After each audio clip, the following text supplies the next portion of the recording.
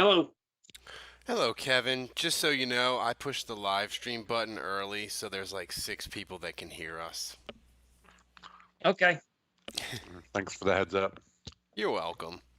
So I think Juge is gonna be late, so I'm just going to start us early. How about that?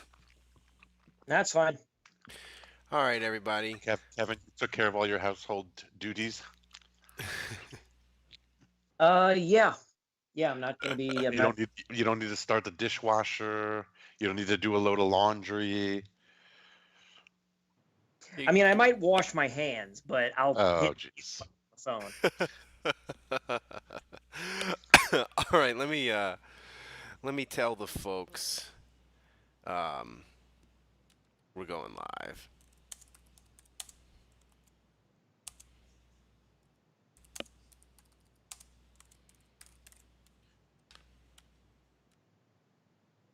This is All good right. timing right after the end of the Yeah. Packers Seahawks game. All right. Hey, can you guys hear me? You're perfect. Andrew, I hit the live stream button Unfortunately. early so people can hear us, but I'm going to start us right now. So, Oh well, Your dad could hear I us, forgot right? my headphones, so I got to run upstairs. I'll be back in 2 minutes. Okay. okay. All right. We'll go live in 3. I'll stay on, but I need to get my headphones, so I'll be right back. All right. All right. Let's fire it up in 3, 2, 1. Welcome to the Saints Happy Hour podcast, featuring Dave Cariello, Andrew Juge, Ralph Malbrough, and when he decides to show up, Kevin Held. We are the perfect blend of Saints sincerity and stupidity. Wait a minute. Uh-oh. No, I got the other one too. I'm just reading the wrong one. You just went full Ralph. You never go You full went Ralph. you went man. Ralph to a level that Ralph hasn't gone. Hey Ralph, here's a new opening. And now, here's your host, Ralph Malbrough. All right, everybody. Welcome to a Sunday edition of the Saints Happy Hour podcast. We got to go a day early because Go Tigers. LSU's playing tomorrow Monday night. I'm going to be drunk. We ain't having no podcast during the LSU National Championship game in New Orleans. It ain't happening. You're not drunk now? What's that? Said you're not drunk now? Yeah. I mean, I'm a little tipsy, but the thing is, man, like with the Saints not in the playoffs, I gotta get like once the Saints season ends, I sort of go into like get healthier mode and reduce the drinking and all that. So like tomorrow is like the final blowout day of get drunk during the football season. It's the final countdown. So Oh, look what I've started. so let me ask you, gentlemen. Michael Thomas yesterday took immense satisfaction and glee in the Vikings getting bounced, and even fought with a NOLA.com reporter over it for a very long time, practically the whole Which night. one? Which reporter? Andrew Did the Vikings getting skull dragged basically? Did it bring you joy as much joy as it apparently brought Michael Thomas? I mean, me personally, yeah, you've got to relish in your enemy's failures and defeats.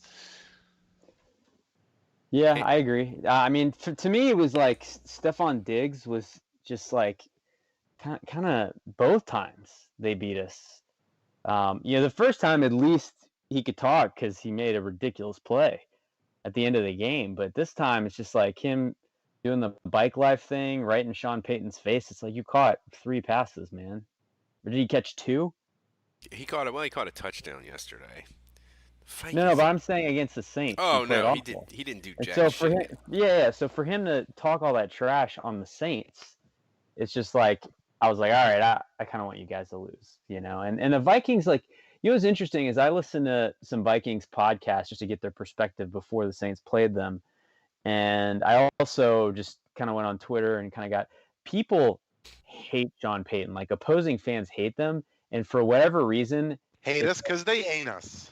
it's on steroids with the Vikings. Like those fans hate Sean Payton with a burning passion, and so I don't know. It is a little personal, and I am glad they lost. I mean, this is, this has gone a long way. I mean, we've got the NFC Championship game in '09. We've got 2017. Now we've got 2019. I mean, there have been some pretty epic. I mean, crucially I mean, epic they games crushed us in seasons. '87.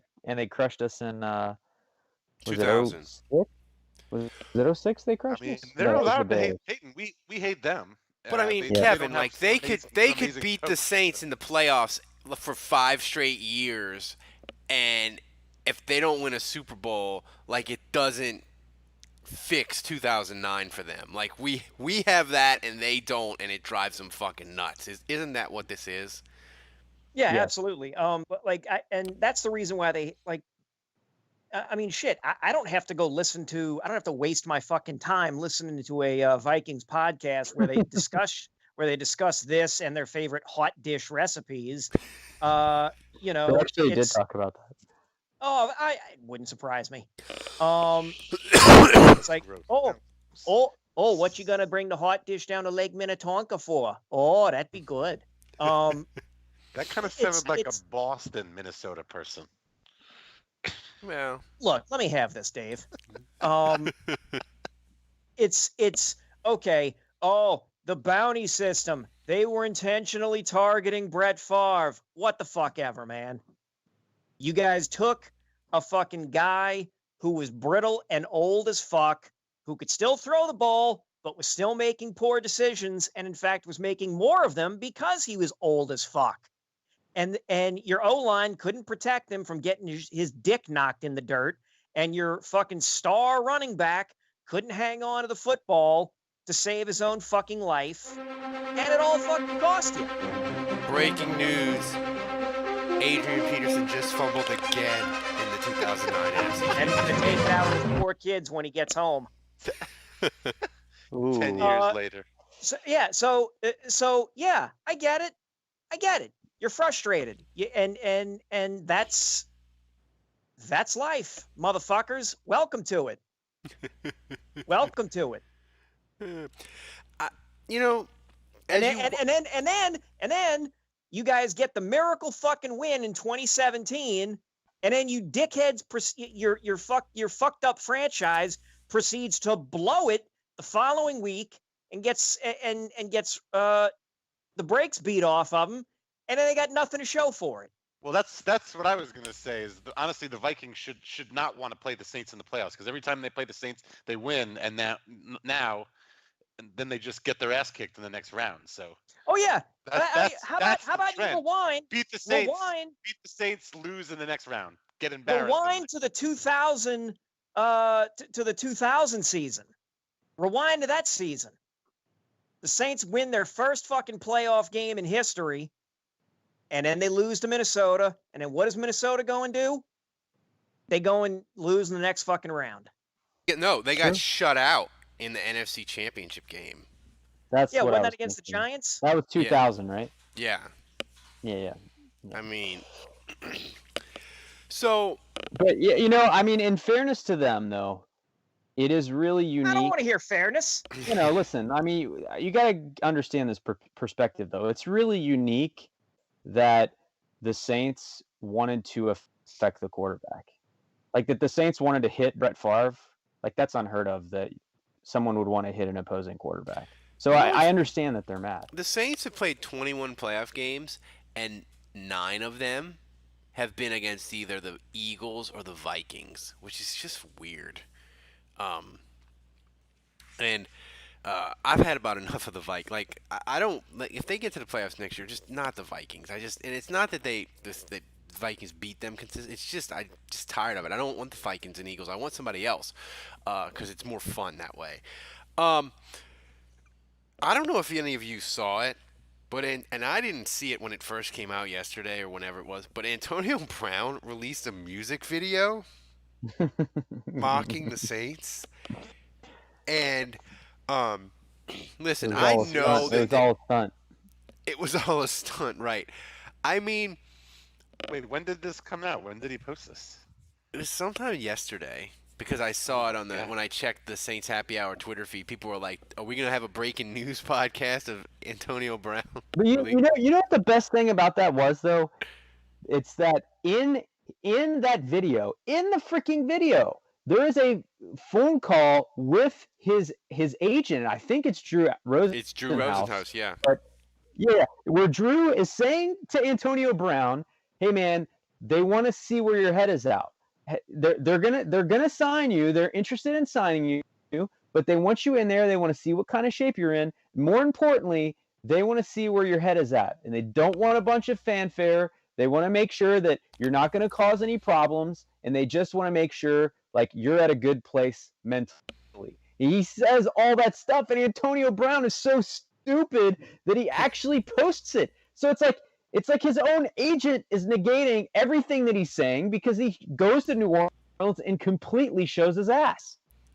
It's like having held on a job interview and being held. All we need you to do is wear pants. Just show up to the job interview, wear pants, and you get the job. And you come in and you're buck ass naked. There were no pants. Yep. Now wait, I didn't know about this music video, but you did, Ralph, and how you did not make that video the open for our show this week is a fucking crime. It's criminal. The audio for that music video needs to be our open next week. Do we have to pay BMI? Shame on you, 8 Ralph. cents Shame or something? Damn it. We'll get it next week. You know, It's kind of unforgivable. hey, that's why people, patrons, donate to the podcast. Become a monthly member, $7 a month. You get the Saints podcast every day, and we'll take that money and we'll use it to have the rights to play the Antonio Brown music video. Turn your money, making it a better show. I don't want to give that motherfucker any more money. Like, you know what? Make all the music videos you want, pal. Burn through all that fucking money. You'll be, you know, putting yourself out there to make cameos for people. I mean, if you're making cameos, that shows a level of celebrity desperation that shows me that you may or may not be able to afford to buy Subway sandwich if you're making cameos for people. And Kevin, tell people what Cameo is if people aren't familiar with it. Cameo is basically a online service where people can pay like shit. Let's say you want Ralph to sing you happy birthday, or you know, give a 30-second pep talk to your kid before the SAT for some fucking reason. Ralph will have a thing set up on a page where you can where he'll set a price and be like, all right, for a 60-second message, it'll cost you $50. You PayPal Ralph or go through the thing and give him the $50.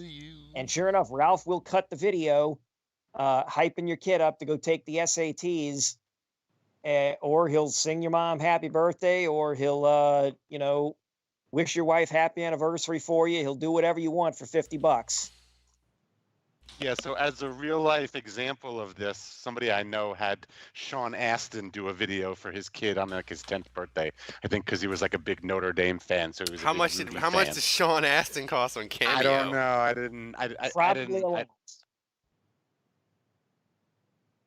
I didn't ask.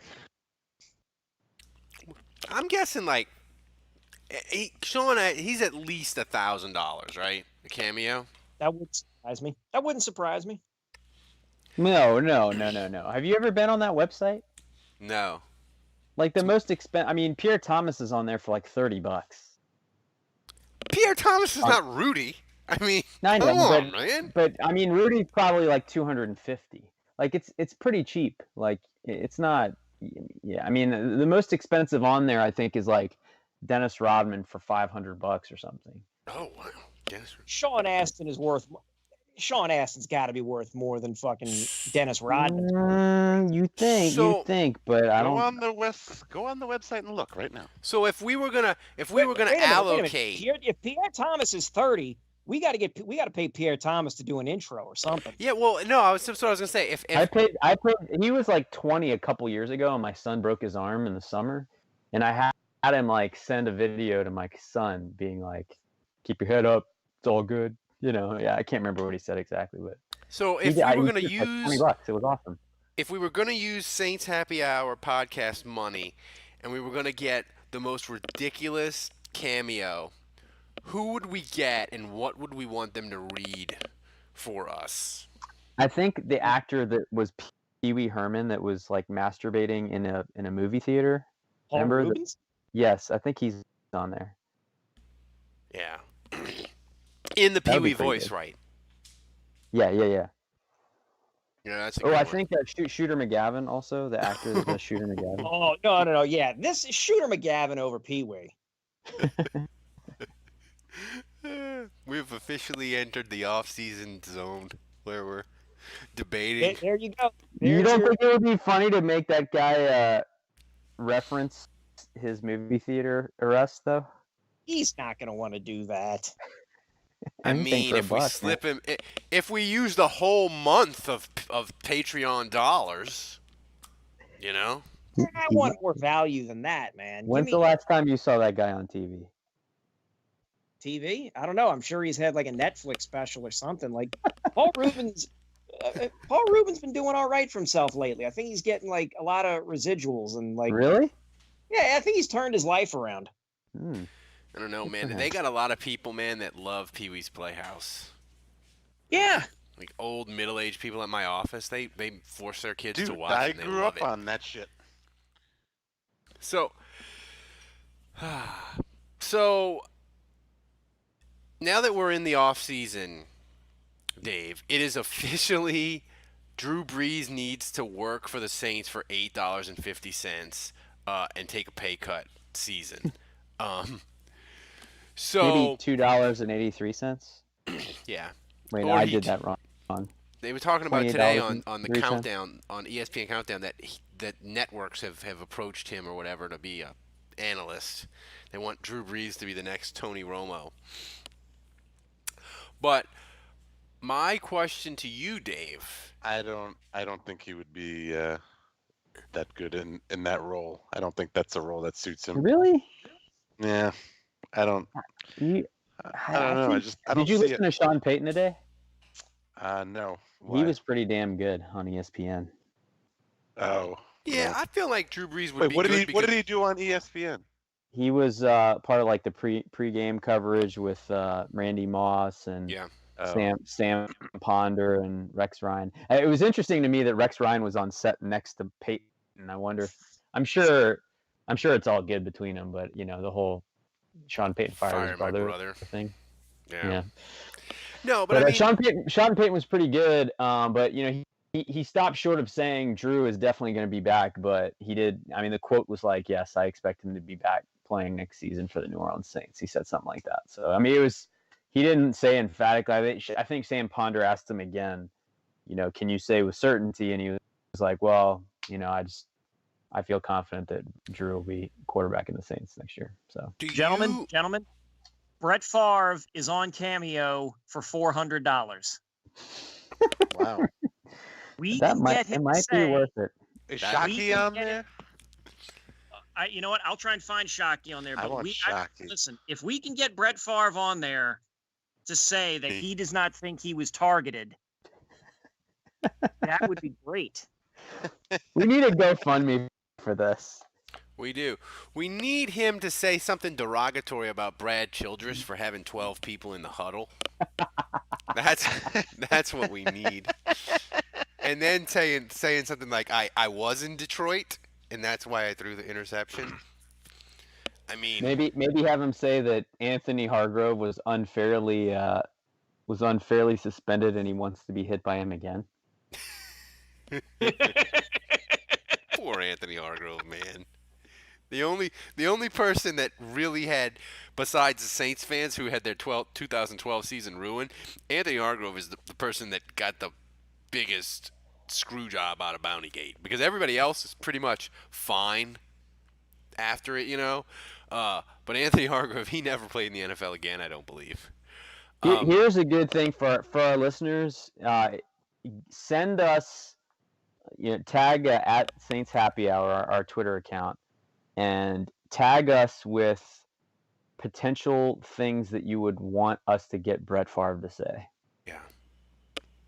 And the best submission, we'll try to make that happen. I think you need to work in something about 12 men in the huddle, that compression sleeve that he hawks at 1 in the morning that I always see on a Saturday,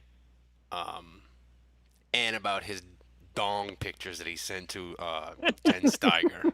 I think we need to work it all in. We'll pay him the $40.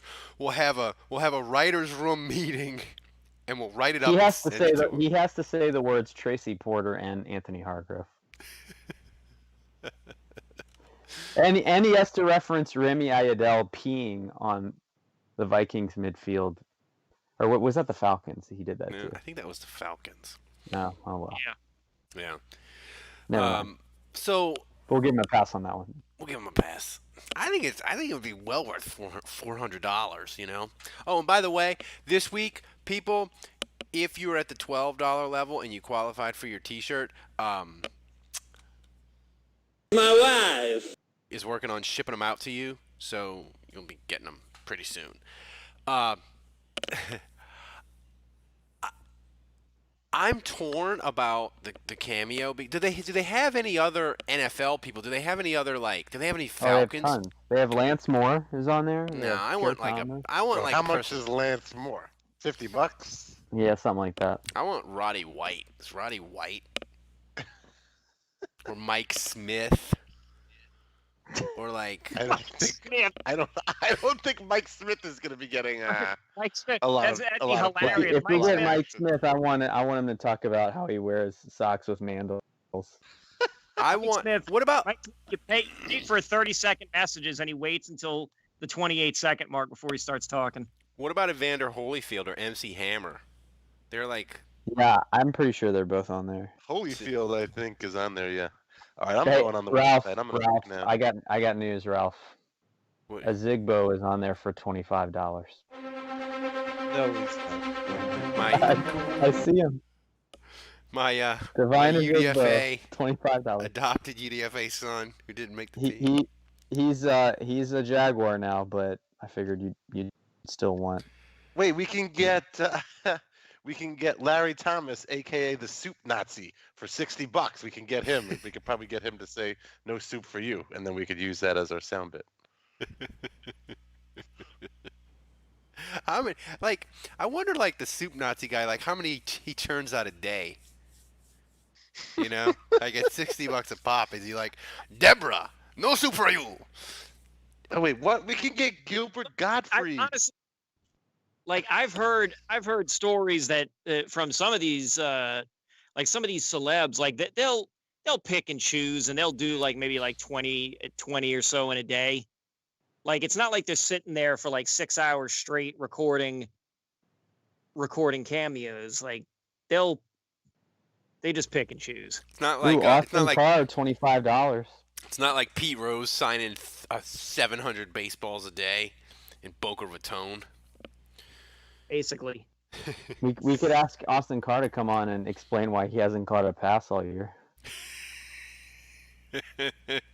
DJ Spiller, $25. He could just recount his one greatest Saints moment ever, the touchdown in overtime versus Dallas. So there wasn't much actual Saints news this week, Dave, except for Mike Nolan is going to Dallas, and Aaron Glenn may leave and be defensive coordinator for the Giants. Ooh, Jeff Blake, $30. Ooh, that's a good one. I'm just these. You keep talking. I'm just as I come across more Saints, I'll let you know. So Dave, Manti Te'o, $100. What? That's that's. Yeah, I wonder if we should get Manti Te'o to say that he's our fake girlfriend. Nah, if you want him to mention the fake girlfriend, it probably doubles in price. Well, no, we should hire him as a girl. We'll pretend like we're a girl, and then Garrett Hartley, $50. I don't know where I was going with that. Is Bobby Hebert on there?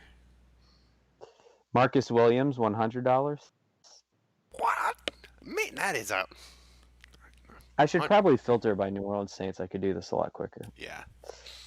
So All right, hold on. We got Michael 20. Michael we got Vick is a 25. grand. We got 25. All right, we got Jeff Blake, Lance Moore, Austin Carr, Manti Te'o, Garrett Hartley, Marcus Williams, Willie Roaf, T.J. Green, Justin Hardy, Ted Jr. Keith 350. Kirkwood.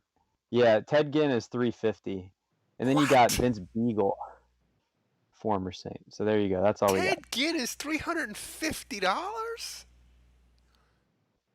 Yep. Jeez, that's a stunner. I mean, It must be $35 for each pass he's dropped this season. Keith Kirkwood, $50. That sounds about right. What about Ted Gregory? I think he might be dead. I thought he was still alive somehow. Adrian Peterson, $200. Whoa. Ted Ginn is more than Adrian Peterson? I mean, I guess you can set your own price, huh? Who Yeah, sets you the can. prices? Yeah, you set your own price. I mean, And yes, Ted Gregory is still alive. My apologies, Kevin. Ted Ginn has a high opinion of his celebrity. Well, have you seen those chains he's been wearing post game in the locker room? It's true. That doesn't pay for itself. I know it's early. Wait, who is this Genio Grissom? Oh, he was like a pass rusher that was in training camp with us. Yeah, his picture is when he was on the Saints. Is Aaron It says Brooks he's on with the New Cameo? England Patriots though. He's $10. Man, if we paid Genio Grissom $10, that dude would have to come on the podcast like 8 times. I was gonna say $10, $1 a time, buddy. Oh, what number was Tony Gonzalez? Was he 88? Did he wear number 88? Yeah, he did. 88. Yep. 80 or Oh, 88. Sounds right. that's adorable. His price is $188.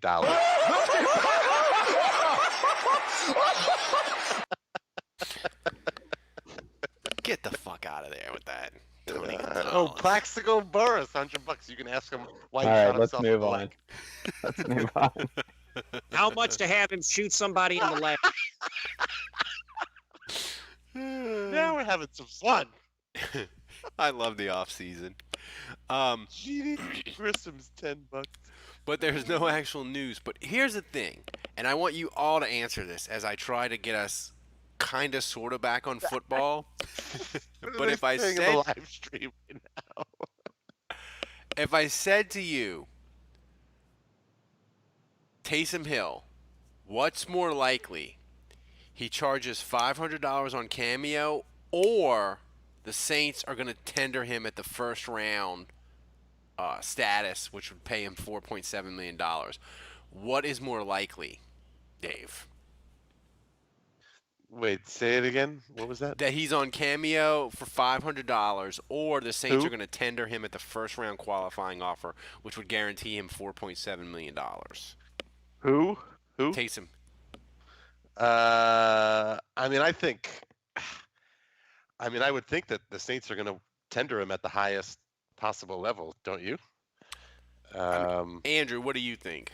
Do you think the Saints are going to fuck around and try to tender him at the second round level? Taysom? Yeah. Possibly, yeah. I mean, remember, they can still match. They can still match any contract that someone offers him. But I mean, I would be nervous. That's the thing. Like, you know, I would be tempted to tender him at the second round level. But yeah, I don't know. If you're another team, are you giving up a second round pick for a guy that's not your starting quarterback?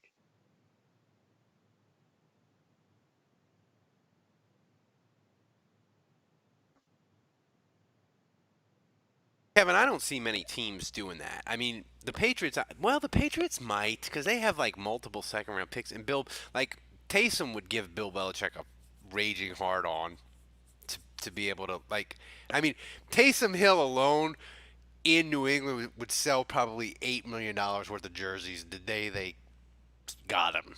Like that would be, if the Saints tender him at a second round level, Kevin, that's my fear, that New England steals him.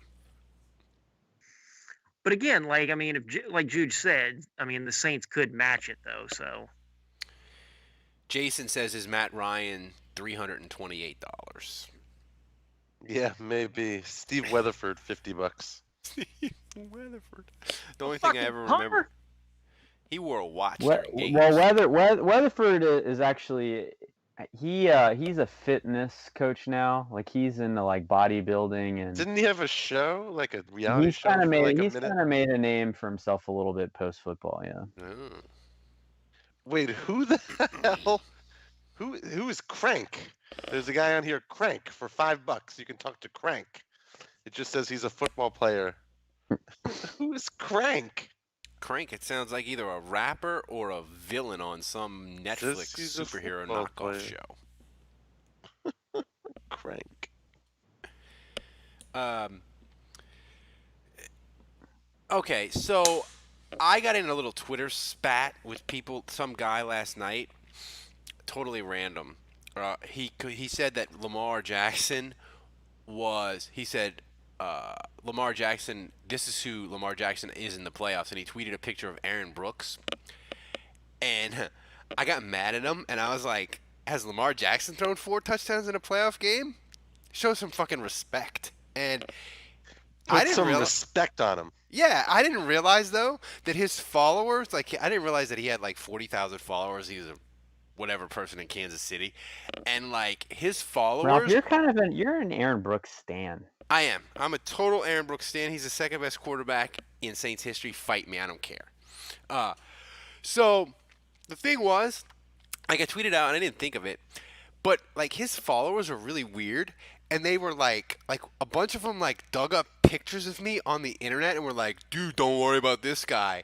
And one of them tweeted a picture of me from like 7 years ago when I was working out like every day. And it's me at the Bellagio Casino in Vegas, and I look fucking amazing. And I thanked the guy, and then it got really weird. Where I just wanted to throw that. Pictures from Facebook?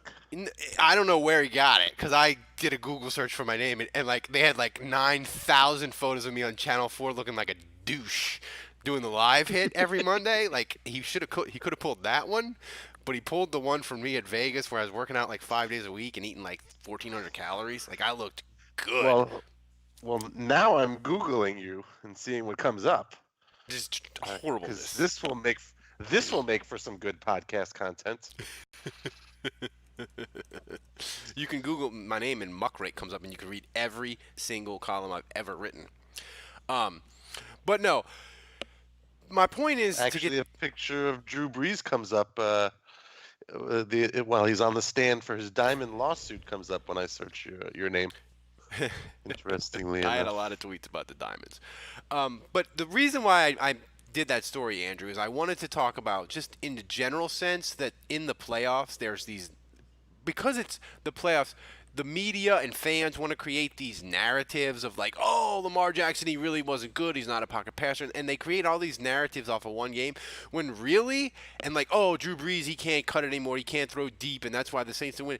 When I just look at these playoff games, I look at them, I'm like, you know why these teams, you know why Baltimore lost? You know why the Saints lost? Because they turned the fucking ball over. That's why they lost. Like, it wasn't any more complicated than that. Like,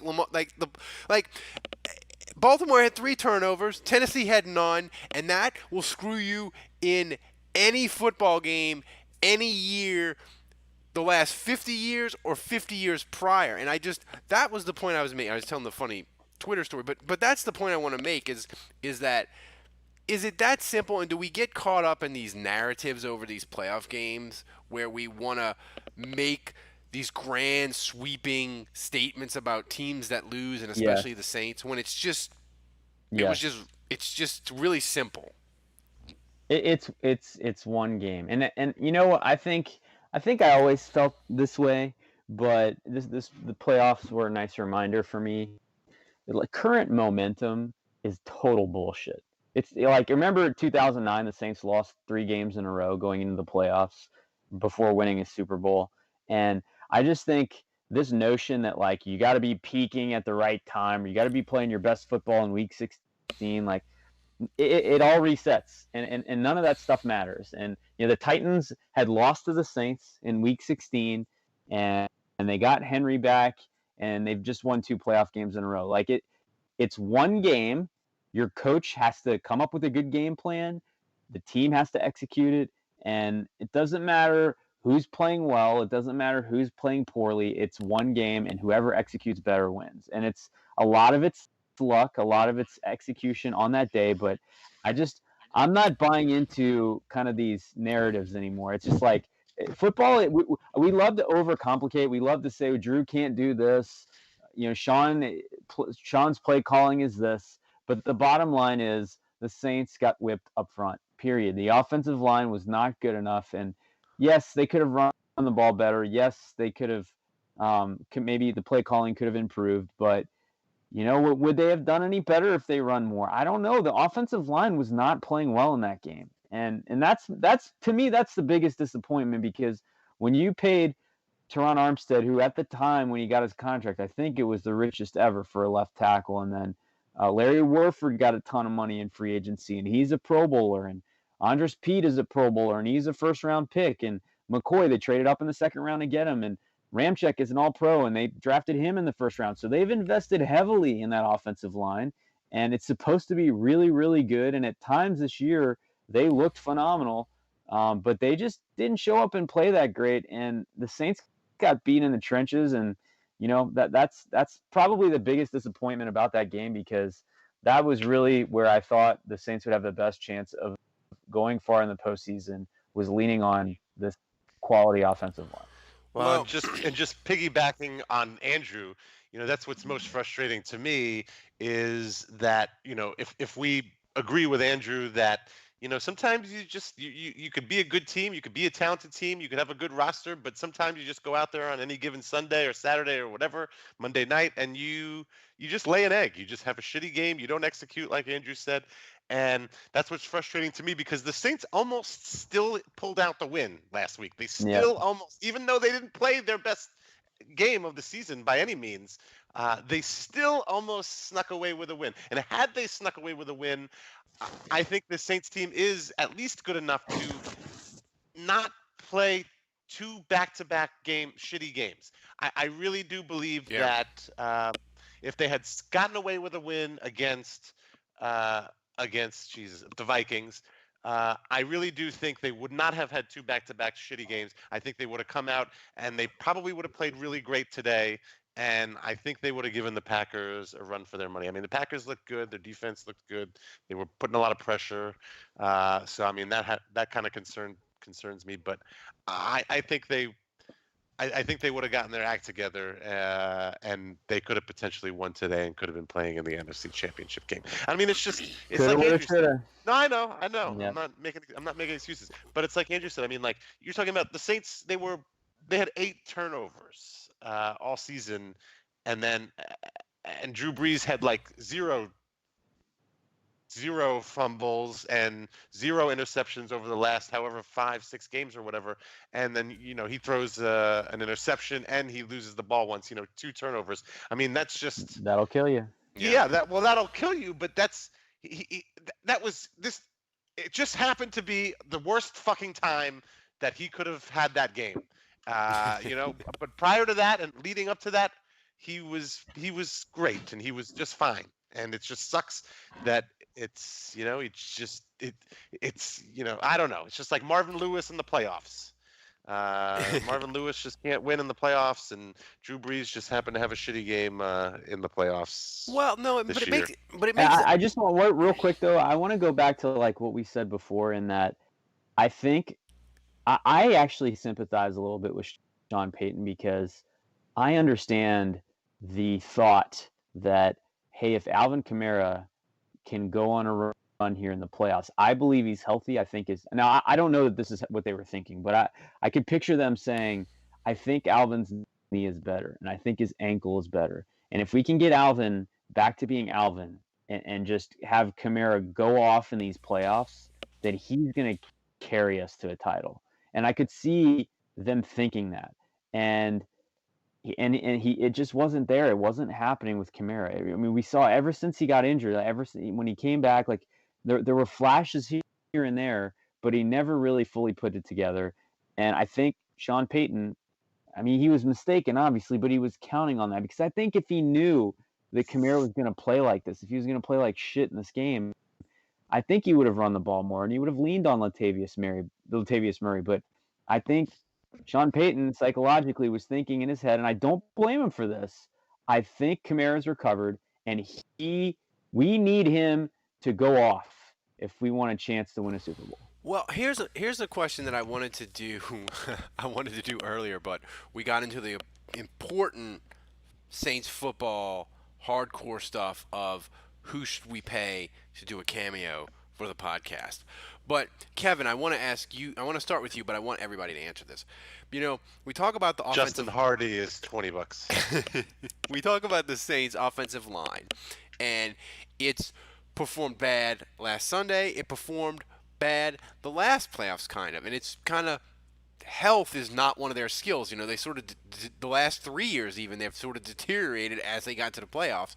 And Andres Pete's a free agent. Warford's in the last year of his deal. And I want to ask you, as the only single person still on this podcast, in relationships, they always say sometimes it's better to end it earlier, a year early than a year late. Get out before it turns terrible than wait for it to become a total dumpster fire.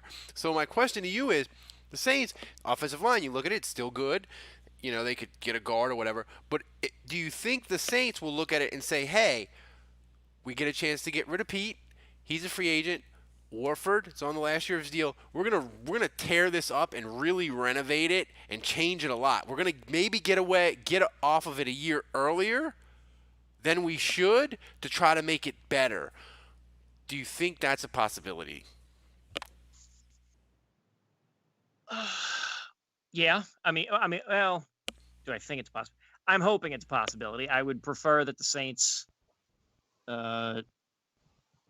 look to improve the O-line and get another wide receiver in the draft. I saw somebody earlier today tweet out that it was something to the effect of the Saints are going to draft an offensive. Watch the Saints draft an offensive lineman in the first round, and we all bitch about it immediately. But then about a week later, we're all like, "Oh no, that makes sense." As soon as Teron Armstead tears a pec lifting weights in June, I cannot believe. I'm all for them drafting. I cannot believe that people still, for Saints draft Twitter, still tweet at me. I love the second round depth, Ralph. Do you think the Saints will trade down?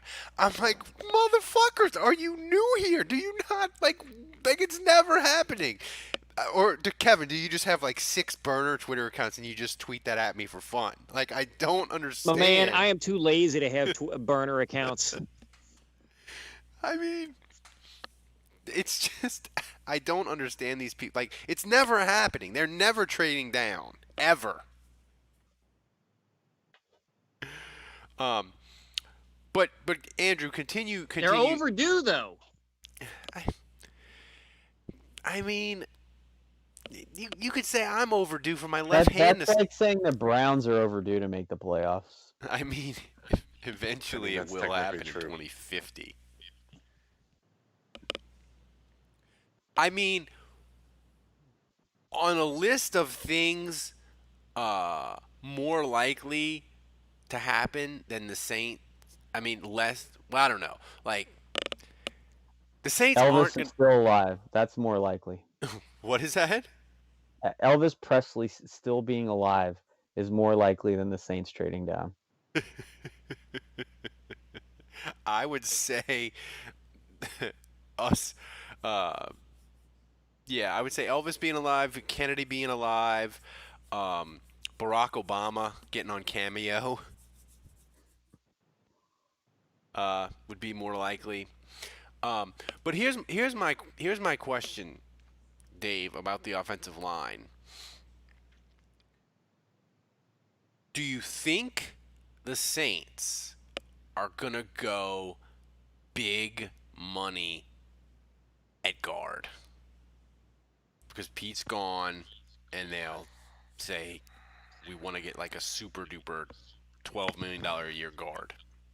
I mean, that's kind of been their MO, right? They've always paid pretty good money for those interior O linemen. They paid Warford. You know, I Andrew, remember the days. Who did they chase before they signed Warford? And they chased him Yeah. hard. Right. Zietler. Right. And then like Yeah. 20 minutes later they signed Warford. Yeah. It was Which- Zietler. And how is he? Has he been any good? Because I mean, honestly, Yeah, Warford has yeah, been he's fine. been I mean, pretty good. I He's mean, been if pretty good. Warford was less money, I think honestly we came out all right on that deal. to be Yeah, honest. Zietler's been good, but I would say that Warford's been better. Well, Yeah. yeah. Zietler was $12 million. Warford is $8 million, and Warford probably gave you 85% of what Zietler did. Yeah. You know, I mean, and what? No, Carl I mean, Nicks. but Zietler hasn't been to the Pro Bowl. That's Warford true. has, so yeah. But he was I on would say Cleveland, and then he was I on the would say the Saints Giants. made out on that one. I mean, Yeah.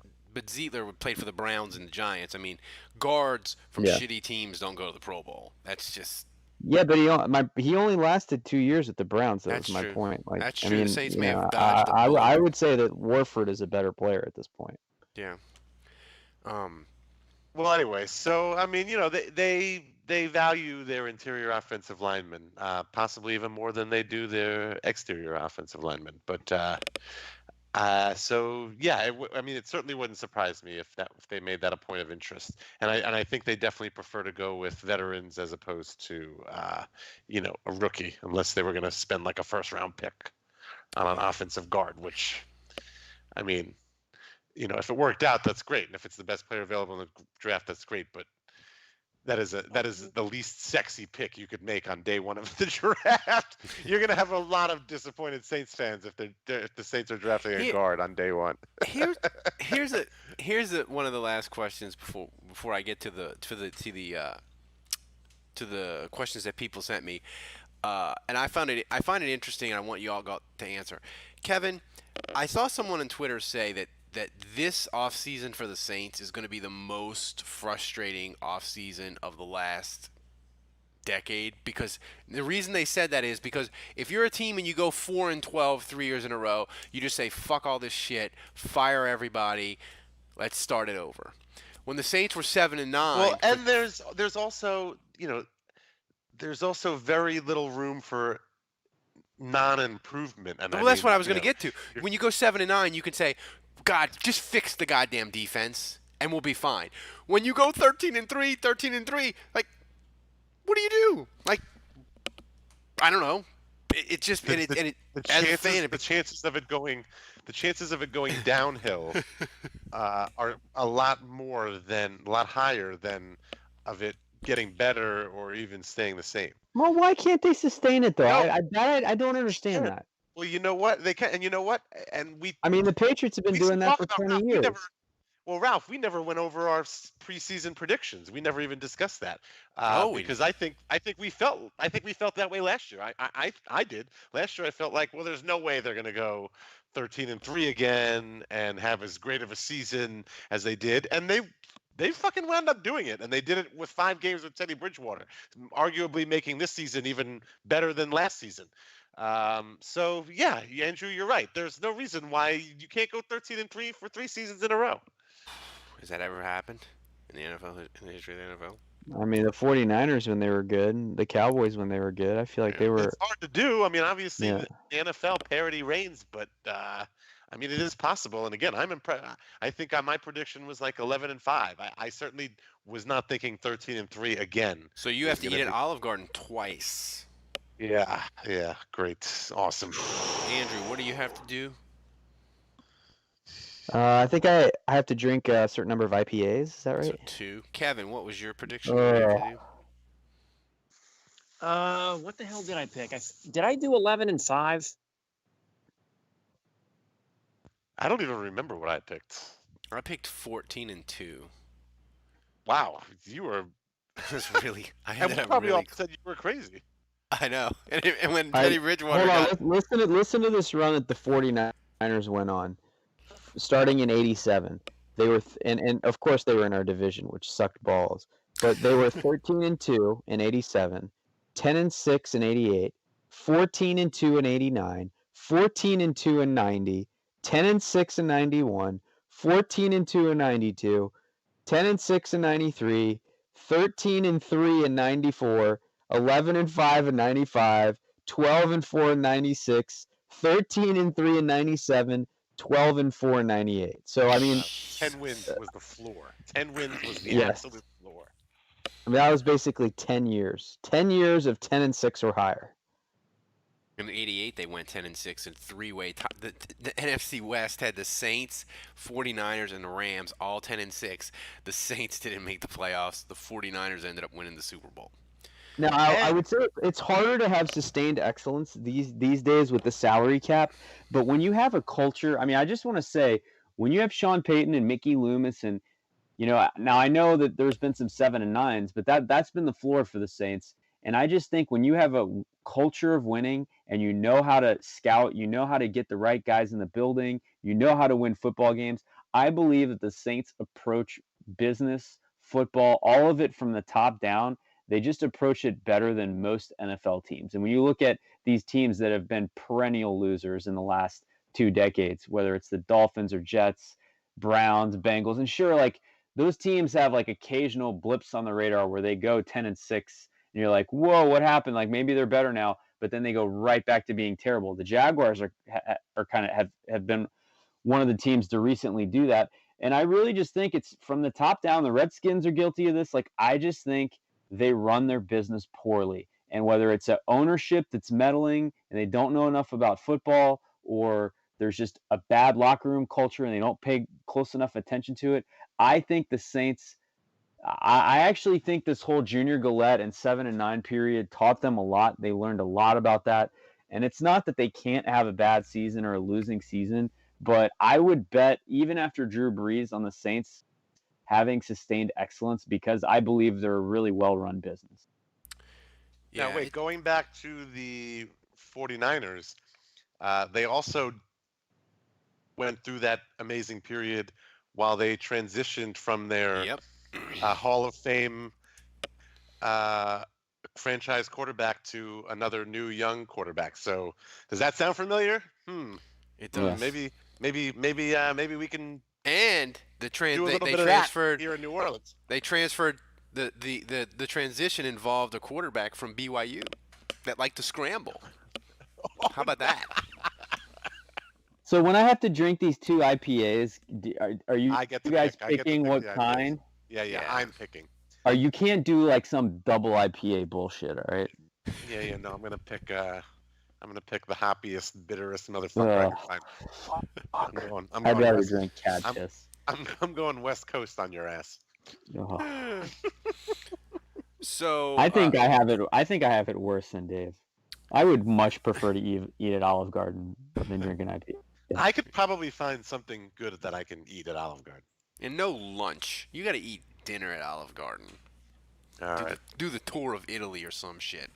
Oh, and you have to finish the breadsticks. Like you have to take video of finishing the breadsticks, the unlimited breadsticks, and ask for a refill. They got You some. have to take video of you with your waitress and say, "Hey, I'm done with my breadsticks. Can I have some more, please?" Oh God. Kevin, this is a good question from Sev. Would an officiating calamity at the Super Bowl warm your heart? Absolutely. I hope there's 6 of them. I hope there's one in the opening drive. I hope there's one late at the end of the first half. I hope there's one at the start of the third quarter.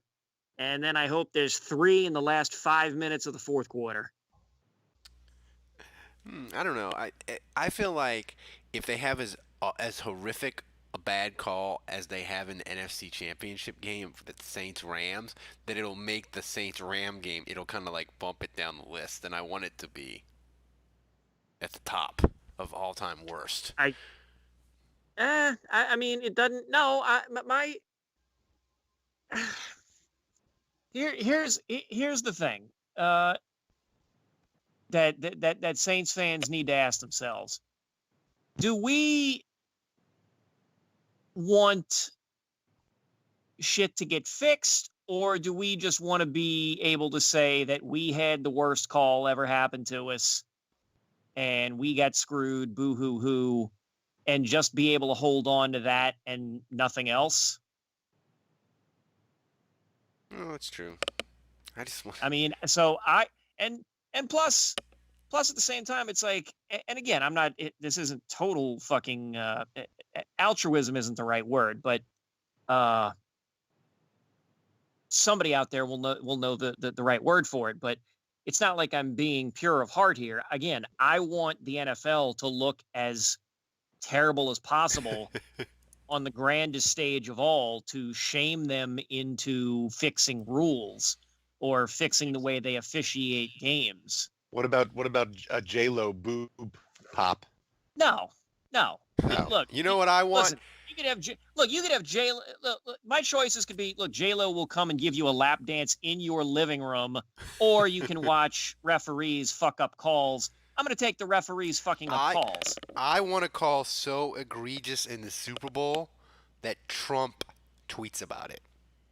That's what I want. Trump's going to fall asleep. Trump's going to fall asleep by the middle of the second quarter. No.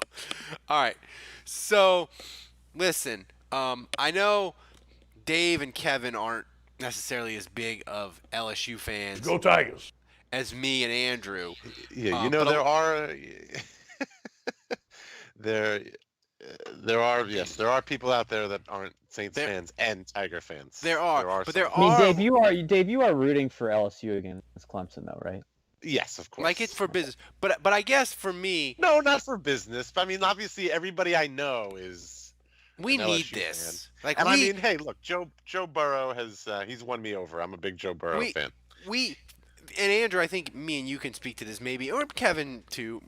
We, like, as a sports fan, me personally, I need LSU to finish this tomorrow, because between the NFC Championship, the Astros losing 4 straight World Series games, the Saints losing another playoff game on the last play, I cannot have this much sports sorrow in barely over a calendar year. They're gonna do it, man. They're gonna do it. They gotta wrap this up tomorrow. I need this. It's happening. I can feel it. I tell you what, can I get my pick in and head out? You can. Go Tigers. Go. Absolutely, Coach. Tigers 41, Tigers 27. Jerk off. That's LSU winning, right? Yeah. That's all what? That's LSU winning, right? Sure. Kevin may not be a degenerate gambler like me and won a bunch of money gambling NFL games this weekend at mybookie.ag, but you should go there and still get 100% sign-up bonus and gamble on the last 2 weekends of NFL football. You're almost out of time. You should do it. Use the code CHAIR. You get 100% sign-up bonus. Do it now. Go to mybookie.ag. They have the best website, the most secure, best online gambling experience you can find anywhere. Use the code CHAIR. Get 100% sign-up bonus. mybookie.ag. You play, you win, you get paid. Terms and conditions apply. Oh, by the way, my wife, she had an aneurysm when I texted her that the Titans were up 14-0 and Tannehill was probably going to the AFC Championship game. The phone call from her, it was nothing but rage and hatred and bitterness. If Tannehill goes to the Super Bowl in Miami, I seriously worry about my wife's mental health. I don't know if you combine that with the Astros losing, if she's going to be able to keep it together. Like, it's too much to bear. Kansas City needs to win next Sunday. No way, man. I am rooting for the Titans all the way on this one. This is awesome. I can't believe they took down the Ravens, man. That was an awesome game. Tannehill was 7 of 14. Derrick Henry, man, what a beast. Derrick Henry is God. I'm convinced the Saints, they would have beaten the Saints if he was playing. I mean, the thing is with Tennessee that baffles me is I get that the Saints, Henry didn't play, so we didn't get the full Titan experience, right? But their defense, like, I looked at it, I was like, it's okay, but it's not that great. And they have been fucking lights out for 2 weeks. Like, I did not get a sense. Yeah, the Saints cut them up pretty good. I mean, it took a while. You know, they shut the Saints down for a half. But a quarter. What's that? A quarter. Yeah, like well, about a quarter and a half. Yeah, I mean, I don't know. Maybe Tennessee. It's just stunning to me that team is got a good shot to go to the Super Bowl. But anyway, everybody, this has been the Saints Happy Hour podcast. By the way, thanks for the 7 people that signed up over the weekend. Joel, Amanda. They signed up for $7 podcast. If you sign up at $7, you get a koozie, you get a magnet, and if you sign up at the $10 level, you get Andrew's grades. He's going to grade every free agent signing the Saints do this offseason, and you get a sticker and the magnet and the koozie, and we had not only Andrew's dad, but we had 2 other people sign up at the $30 level. If you sign up at the $30 level, you get a mug that celebrates 28-3, and you get to drink coffee and remind yourself of how horrific the Falcons were in a Super Bowl that one time. What better way to start? You forgot to mention that I was quoted in a kid's book. Oh yeah, you were quoted in a kid's book. I don't get this. So It's insane. It's do you know like, who wrote the book? Do you know who? No. His name is Jim Whiting. I have no idea who he is. Where did he get your quote from? Well, so apparently, one of the listeners on our show clued me into this because I had no idea. So he sent me a tweet and he was like, "Hey, I noticed your name in this book. That's crazy." And I'm like, "What the hell is this?" So I find it on Amazon, and of course I had to buy the book. But like, this guy is like a kid's author, so he's got books on like, and it's like history of NFL teams, and it's written for kids, and it's probably like he's probably got about 20 NFL books. He's got like 20 NBA books on individual teams, and he's got like different sports like mixed martial arts, and he just like explains all this stuff to kids, and it's crazy because the book is like maybe 30 pages, and every quote in there is like Jim Mora, Bobby Hebert. Like it's all former players and coaches, except for this one thing about the Dome Patrol, which he obviously lifted off Saints Nation, which is still, I guess, on the Pay web. that man his money. Royalties. And it says bitch. longtime Saints blogger Andrew Juge. I couldn't believe it. Crazy. I'm famous. I mean, in fact, I'm announcing my retirement. This will be my last show. I've officially made it. Ralph, thanks for all the years of supporting me. But it doesn't get any higher than this, right? It does not. It does not. But I want to thank everybody for supporting us. Sign up, support the show. Do it every day. You're going to want your Saint fix. It's going to be free agency time before you know it. I'm sad when the Saints have lost. Obviously, we wanted to go to the Super Bowl, but part of me loves the off-season shows even more because that's when me and Kevin and the rest of me, Kevin, Dave, and Andrew, we all get to shine because we get to do serious, in-depth football discussions like what Saints are on Cameo. And that's why you need to stick with us all through the offseason because we're the best, biggest Saints podcast out there, and we're the most ridiculous. So for Dave, for Andrew, for Kevin, until next week, the bar is closed.